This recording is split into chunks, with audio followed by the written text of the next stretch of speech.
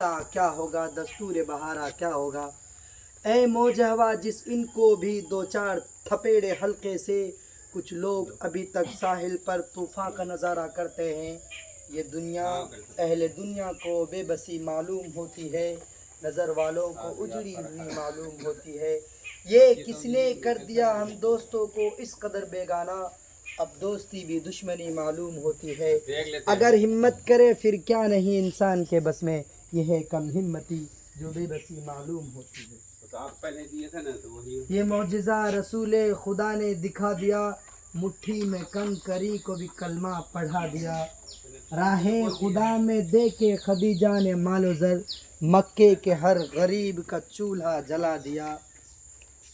اپنے گلے لگا کے نبی نے بلال کو، دنیا سے کالے گورے کا جھگڑا مٹا دیا۔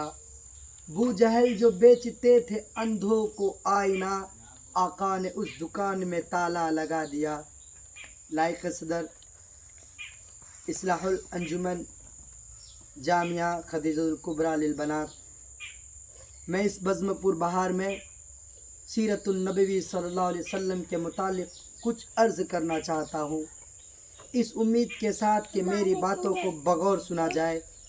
جب اسلام فاران کے چوٹی سے پھیلنا شروع ہوا اور آپ صلی اللہ علیہ وسلم اپنی روشنی سے دنیا والوں کو منور کرنے لگے، تو باطل پرستوں میں کھلبلی مچ گئی۔ راستے پر کانٹے بچھا کر، پتھروں سے دبا کر، تپتی ہوئی زمین پر سلا کر حضور صلی اللہ علیہ وسلم کی آواز کو دبانے کی کوشش کرنے لگے، مگر حق کی آواز روز پہ روز بڑھتی ہی جا رہی تھی۔ سن 7 نوے محرم کا مہینہ ہے، مکہ کے تمام لیڈروں نے مل کر ایک میٹنگ کی۔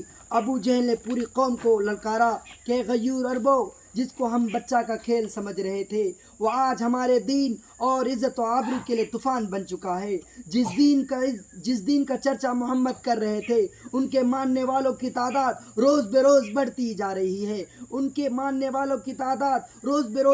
جا رہی ہے۔ یہ ہمارے خداؤں کی توہین کی جا رہی ہے، جھٹلایا ٹھکرایا جا رہا ہے۔ عرب کے بہادروں، اب پوری طاقت سے آگے بڑھو، ورنہ یہ دین دور نہیں کہ مکہ سے ذلیل و خوار ہو کر باہر نکلنا پڑے گا۔ ابو جہل کی تقریر نے پوری قوم کو گرما دیا اور طرح طرح کی تدبیریں پیش کی گئی۔ بڑی دیر کے بعد ایک ہولناک تدبیر پاس ہوئی کہ محمد اور ان کے ماننے والوں کو بالکل بائیکاٹ کر دیا جائے، ان سے خرید و فروخت، سلام و کلام، لین و دین بالکل بند کر دیا جائے۔ چنانچہ ایک عہد نامہ لکھ کر خانہ کعبہ کی دیوار پر لٹکا دیا گیا۔ یہ پوری قوم کا فیصلہ تھا، اس کے خلاف جانے کا کسی کو اختیار نہ تھا، کسی کی مجال نہ تھی۔ مسلمانوں کو شعب ابی طالب میں بند کر دیا گیا، راستے پر پہرے بٹھا دیے گئے، مسلمانوں میں خوراکیں ختم ہو گئی، درختوں کے پتے اور چھالوں کو بھی ختم کر ڈالے۔ مسلمانوں میں جوان، بوڑھے، عورتیں، بچے سب تھی۔ دھیرے دھیرے خوراکیں ختم ہو گئی۔